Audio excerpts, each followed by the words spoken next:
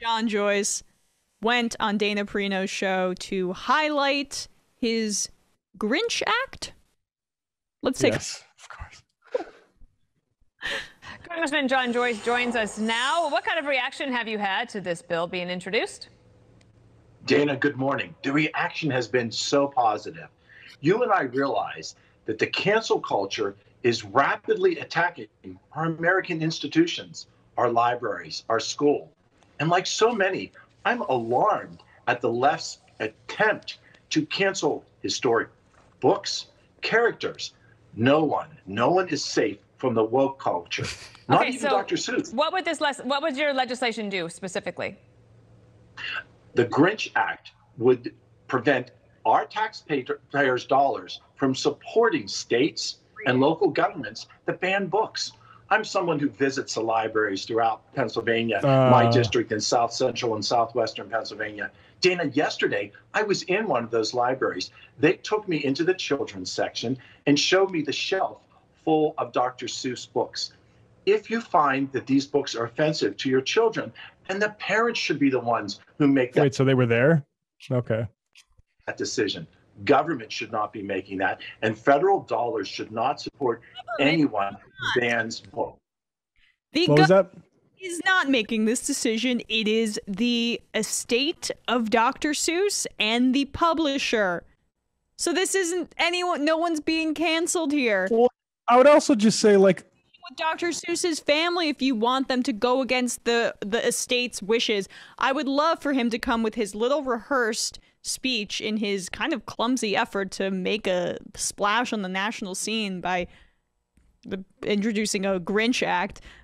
See how they feel about it, because I don't think you really have any say in this private matter. The other thing is that there's a finite amount of library space. I don't know what kind of libraries this guy is going into. And I would just say any library that does make the decision to stop shelving the Dr. Seuss books that the publisher isn't even publishing anymore would probably be justified in doing so.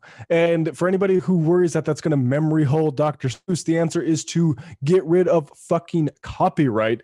That is lifetime and a million years on top of that. Like, it should be about 20 years, and anything after that should be uploadable as a PDF, so all these people can look at, like, the funny cartoons of Chinese people that Dr. Seuss wrote that they're really worried about missing, or black people.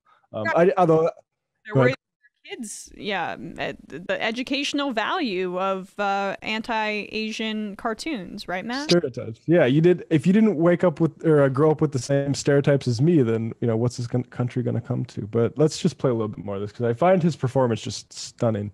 He's a terrible actor, and he's so obviously reading and also nervous for his big Dana Perino debut.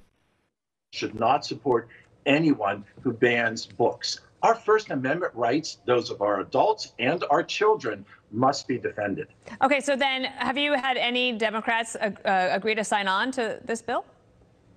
I think this is a bill that should be able to reach across the aisle. We have to understand that we cannot turn back and ban great historic people, great historic images that are part of our childhood. As a child, my father read to me from Dr. Seuss.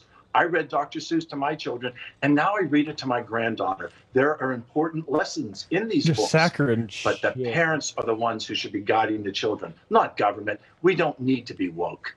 So the government isn't. God damn it.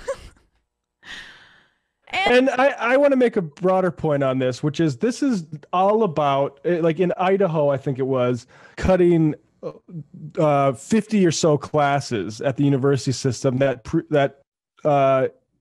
things like social issues and history, those sorts of woke degrees. Obviously they like to focus on gender studies and critical race theory, but they also talk about history if you read close enough. And that's what this is about. This is about basically they're doing McCarthyism and saying they're anti-McCarthyite. This is a attempt to impose discipline ideologically on things like George Washington is a nice guy, and let's not emphasize the slave system that created him and the oligarchs that helped him break with Britain, right? Like, that's what this is all about. And I will say it's silly, but it is the reason that they're still on it is because it's the thing that the regular Joe can sort of relate to about them. This like, because without getting into any of the actual issues, everyone feels like they've said something and they've been needlessly, or especially white people, who their Republicans are trying to go for, needlessly censored about it, right? Like you can't say anything anymore. This is decades old, trope, and it's really the only thing they have going for them. Because right now we're at a situation where all their stuff about tightening your belts and not spending money is ridiculous. Yeah, and it involves nostalgia, so they get to kind of hit at that emotional element of it too. Oh yeah, absolutely. Well, he's like, we need to protect our kids first amendment rights. No kid gives a shit about Dr. Seuss anymore. They're watching like, I can't even name the shows they're watching on DuckTales. No, that's really little kids. The kids. What's that show that we played that clip of that was insanely woke? Is Mindy and Cindy or something? Oh, I don't know. I do know that Paw Patrol's canceled, but let's see. The most popular kids shows in America right now. SpongeBob's still crushing it. Yeah. Paw Patrol, Sesame Street, Tumbleleaf, Steven Universe, Peppa Pig. That's a British one, I think. Interesting. Look at this wokeness already infiltrating fatherly.com. Peppa Pig might perpetuate terrible parental stereotypes. Daddy Pig is pretty much a full-on idiot. Oh, I mean, that seems a bit men's rightsy, but I won't wade into Peppa Pig anymore without doing more research. Door Knocker writes in, says, did you see Governor Kristi Noem get into a Twitter fight with Lil Nas X over his Satan shoes yesterday? She said, and I'm paraphrasing a bit, if ever there was a target worthy of being canceled, it would be Lil Nas X. Here we have an elected governor, right, cancel a rapper and performatively quoting scripture to revive satanic panic. Yeah, I mean, Lil Nas X was attempting to be provocative. I've never heard in my life of an artist doing such a thing. It's the end. Yeah, I mean, this is all anxiety over not having the power to do this anymore, right? Like the Sister Soldier thing with Bill Clinton, the reactionaries were so powerful that they got the Democratic Party to do stuff like that, which, I mean, they still will occasionally do that to gain some kind of currency, but now they don't have that power. Like, I mean, I think Lil Nas X apologize, or was that a troll too? I don't know. Either way, he's very good at getting people's attention, and yeah, I mean, they wish they could cancel this stuff. Dixie Chicks are another good example.